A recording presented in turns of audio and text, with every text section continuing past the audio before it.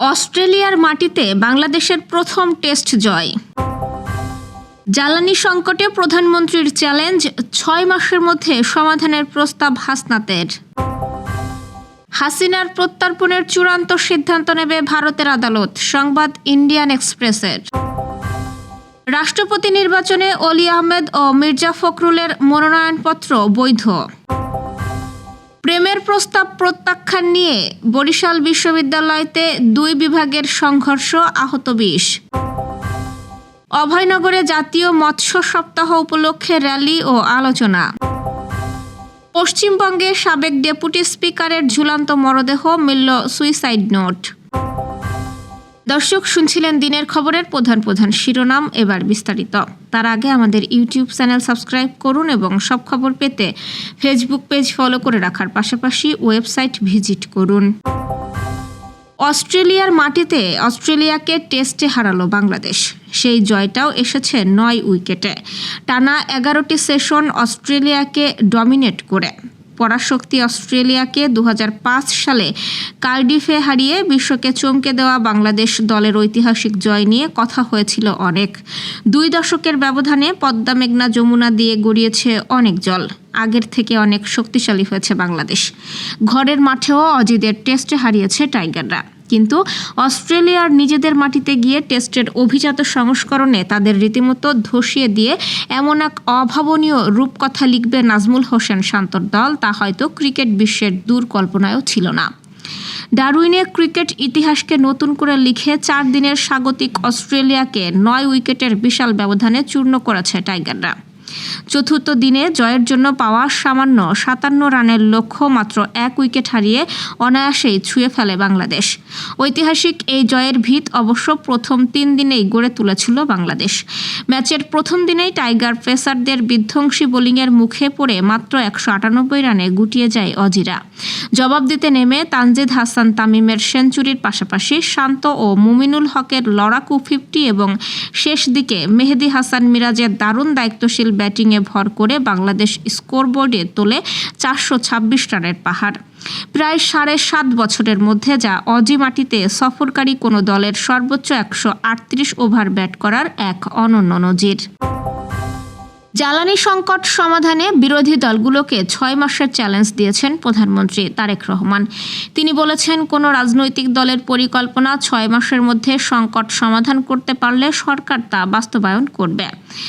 শনিবার রাজধানীতে এক অনুষ্ঠানে প্রধানমন্ত্রী বিরোধী দলকে বাস্তবসম্মত পরিকল্পনা দেওয়ার আহ্বান জানান। তিনি বলেন, আগামী সংসদ নির্বাচনে আগামী ১০ বছরে জ্বালানি সংকট সমাধানে সরকারের পরিকল্পনা তুলে ধরা হবে। প্রধানমন্ত্রীর এই চ্যালেঞ্জ গ্রহণ করে এনসিপির নেতা ও বিরোধী দলীয় সংসদ সদস্য হাসনাত আবদুল্লাহ দাবি করেছেন, সংকট সমাধানের পরিকল্পনা ইতোমধ্যেই বিরোধী দলের কাছে রয়েছে। তিনি জানান, সংসদীয় কমিটির পক্ষ থেকে স্বল্প, মধ্য ও দীর্ঘমেয়াদী ১৫ দফা প্রস্তাব দেওয়া হয়েছে। এর মধ্যে মার্চেন্ট পাওয়ার পলিসি বাস্তবায়ন, জ্বালানি সরবরাহের পরিকল্পনা ও জরুরি পরিস্থিতি মোকাবেলায় কার্যকর ব্যবস্থা নেওয়ার প্রস্তাব রয়েছে। হাসনাত প্রধানমন্ত্রীর প্রতি এসব প্রস্তাব পর্যালোচনার আহ্বান জানিয়ে বলেন, সমাধানের প্রস্তাব বিরোধী দলের হাতে রয়েছে, এখন তা বাস্তবায়নের দায়িত্ব সরকারের।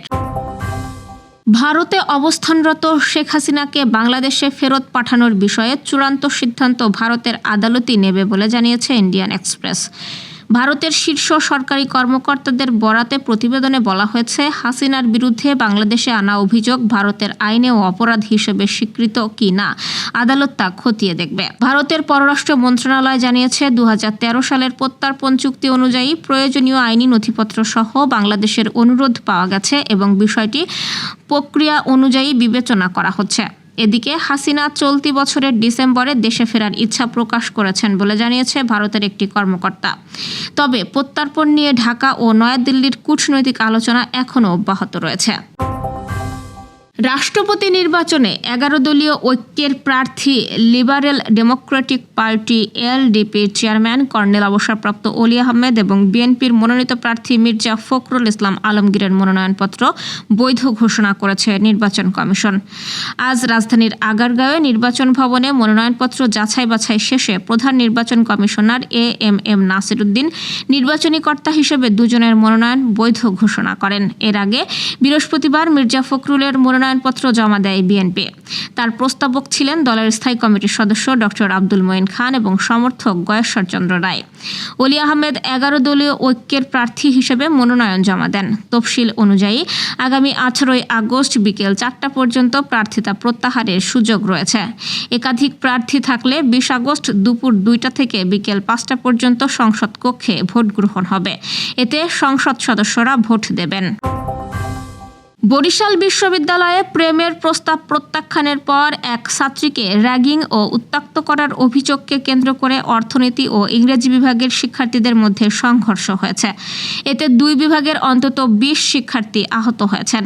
শনিবার রাত 9টা থেকে গভীর রাত পর্যন্ত ক্যাম্পাস ও প্রধান গেট সংলগ্ন এলাকায় কয়েক দফা ধাওয়া পাল্টা ধাওয়া ও মারধরের ঘটনা ঘটে। শিক্ষার্থীদের অভিযোগ, ইংরেজি বিভাগের এক শিক্ষার্থী প্রেমের প্রস্তাব দেওয়ার পর ওই ছাত্রীকে উত্ত্যক্ত ও র্যাগিং করেন। বিষয়টি জানাজানি হলে 2 বিভাগের শিক্ষার্থীদের মধ্যে উত্তেজনা ছড়িয়ে পড়ে। এক পর্যায়ে অভিযুক্ত শিক্ষার্থীকে মারধরের পর 2 পক্ষের মধ্যে সংঘর্ষ শুরু হয়। পরে ক্যাম্পাস ও বাইরে কয়েক দফা ধাওয়া পাল্টা ধাওয়ার ঘটনা ঘটে। আহতদের কয়েকজনকে হাসপাতালে নেওয়া হয়। তবে ইংরেজি বিভাগের শিক্ষার্থীরা অভিযোগ অস্বীকার করে ঘটনাটিকে অতিরঞ্জিত দাবি করেছেন। বিশ্ববিদ্যালয়ের প্রক্টর সহযোগী অধ্যাপক মেহেদী হাসান সোহাগ জানিয়েছেন, 2 পক্ষকে নিবৃত্ত করা হয়েছে। অভিযোগ পেলে বিশ্ববিদ্যালয়ের বিধি অনুযায়ী ব্যবস্থা নেওয়া হবে। রূপালী মৎস্য স্বনির্ভর দেশ, সবার আগে বাংলাদেশ প্রতিপাদ্যে যশোরের অভয়নগরে জাতীয় মৎস্য সপ্তাহ উপলক্ষে র্যালি, আলোচনা সভা ও পুরস্কার বিতরণ অনুষ্ঠিত হয়েছে।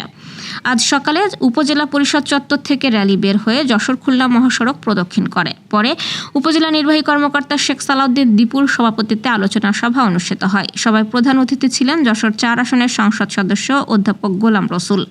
উপস্থিত ছিলেন স্থানীয় রাজনৈতিক নেতা, মৎস্য কর্মকর্তা, চাষি ও মৎস্যজীবীরা। সভায় জানানো হয়, অভয়নগরে বছরে মাছের উৎপাদন 32,267 মেট্রিক টন, বিপরীতে চাহিদা 6,354 মেট্রিক টন। ফলে চাহিদা মেটানোর পর প্রায় 25,913 মেট্রিক টন মাছ উদ্বৃত্ত থাকে। শেষে মৎস্য খাতে অবদানের জন্য পুরস্কার বিতরণ করা হয়।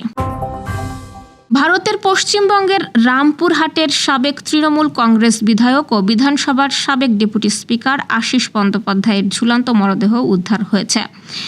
আজ সকালে রামপুরহাটের 5 নম্বর ওয়ার্ডের হাটতলা পাড়ায় বাড়ির পাশের দলীয় কার্যালয় থেকে তার মরদেহ উদ্ধার করে পুলিশ। মরদেহের সঙ্গে একটি সুইসাইড নোট পাওয়া গেছে বলে ভারতীয় সংবাদ মাধ্যমের প্রতিবেদনে জানানো হয়েছে। চিঠিতে আশিস লিখেছেন, তার মৃত্যুর জন্য কেউ দায়ী নন। পাশাপাশি রাজনীতিতে আসার জন্য আক্ষেপ প্রকাশ করে পরিবারের সদস্যদের রাজনীতি থেকে দূরে থাকার পরামর্শ দিয়েছেন। চিঠিতে তিনি দুর্নীতির সঙ্গে জড়িত থাকার অভিযোগ অস্বীকার করেন এবং TRDA সহ বিভিন্ন বিষয়ে নিজের অবস্থান তুলে ধরেন। তাকে হেয় বা অপমান করার চেষ্টা করা হয়েছিল বলেও অভিযোগ করেন তিনি। তবে কাউকে সরাসরি দায়ী করেননি। পুলিশ মরদেহ উদ্ধার করে ময়নাতদন্তের জন্য পাঠিয়েছে। চিঠিটি সত্যিই আশিসের লেখা কিনা এবং তার মৃত্যুর প্রকৃত কারণ কি তা তদন্ত করছে পুলিশ। আশিস বন্দ্যোপাধ্যায় 2001 থেকে 2026 সাল পর্যন্ত টানা রামপুরহাটের বিধায়ক ছিলেন। মমতা বন্দ্যোপাধ্যায়ের মন্ত্রিসভায় স্কুল শিক্ষা ও কৃষি মন্ত্রীর দায়িত্ব পালন করেন তিনি। 2021 থেকে 2026 সাল পর্যন্ত পশ্চিমবঙ্গ বিধানসভার ডেপুটি স্পিকারও ছিলেন তিনি। দর্শক, এই ছিল দুপুরের আয়োজন। সন্ধ্যার খবর দেখার আমন্ত্রণ রইল। এতক্ষণ সাথে থাকার জন্য ধন্যবাদ।